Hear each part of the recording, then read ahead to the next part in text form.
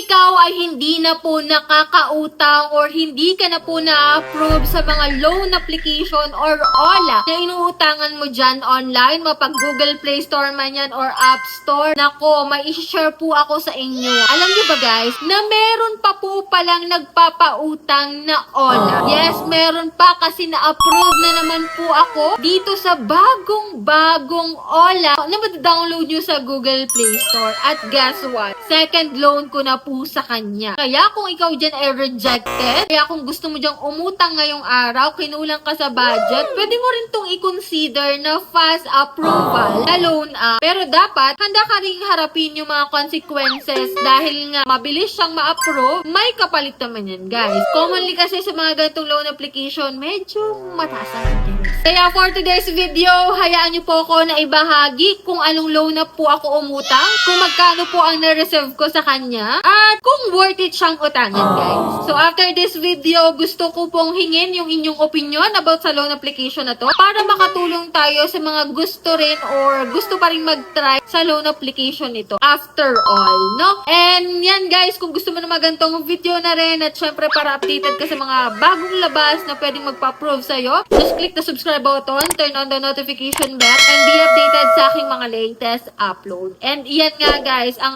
ating spotlight ay naka Peso Packet PH. Yes, second loan ko na po sa kanya. Bago to guys, at hindi ko rin inaasahan na mag-a-approve siya at hindi ma-reject yung aking application. So ito nga guys, yung first loan ko sa kanya, nakautang po ako dito ng 1,000 pesos. So ganun talaga, sa una, maliit yan, pero ang maximum na pinapautang po nila dito is 25,000 pesos. So ito guys, itong 1,000, nabayaran ko po siya ng 1,024 pesos, at ito po ay 7 days to pay. So ito, SEC registered daw po siya, pero sabi ko nga, kahit pa yan ay naka-registered sa SEC, may mga loan app pa rin talaga nang haharas, no? But ito nga, due date na po ako ngayong July 22, 2026. As you can see here, pwede rin po siyang installment pala. Kung wala ka pa pong pambaya dito, pwede mo siyang hulug-hulugan. So dito guys, chinag ko po yung kanyang repayment option. So kung magbabayad po ako ngayon ng 686 pesos, ang babayaran ko lang po dito ay 678 pesos. So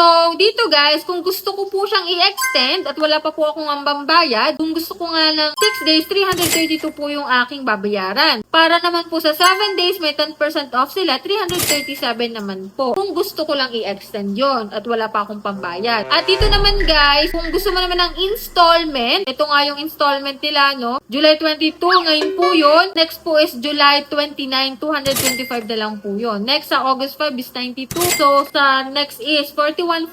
So talagang installment sila. Pero dito guys, babayaran ko po muna siya ng buo. So ang babayaran ko dapat is 1,108. Ngayon 1,006 pesos na lang guys. So early payment tayo. Ayan, fully settled na yung ating account. And ito po yung loan offer niya sa akin, 2,000 pesos. Dito sa 2,000 pesos guys, magkano kaya ang pwede na lang nating ma-receive? So alamin nyo muna bago kayo mag-try dito.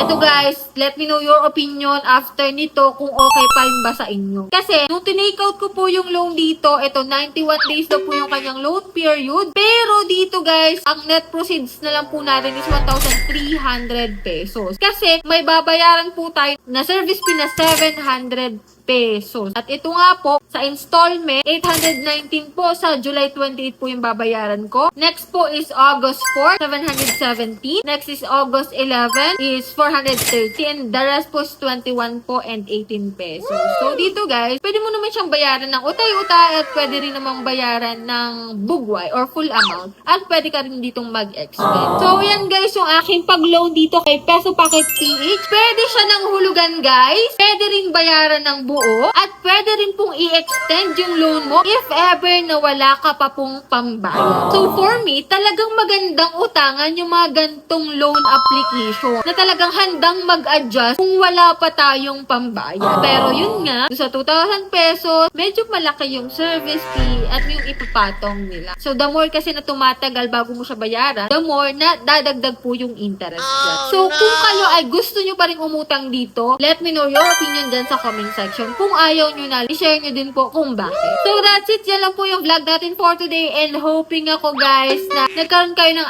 idea about dito kay Peso Pocket PH. Nag-approve siya guys. Pero yun nga, 7 days to pay. Tapos, utay-utay siya guys. Installment. Pero yun nga, sa interest at service fee siya bumawi. So, kayo na lang talaga ang umusga sa application na to. And yan, for those na may katanungan, i-comment nyo rin po dyan sa comment section. And for those na hindi pa po nakasubscribe, just click the subscribe button. Turn on the notification bell and be updated sa aking mga latest upload. So, bye-bye na muna for now guys. See you on my next video.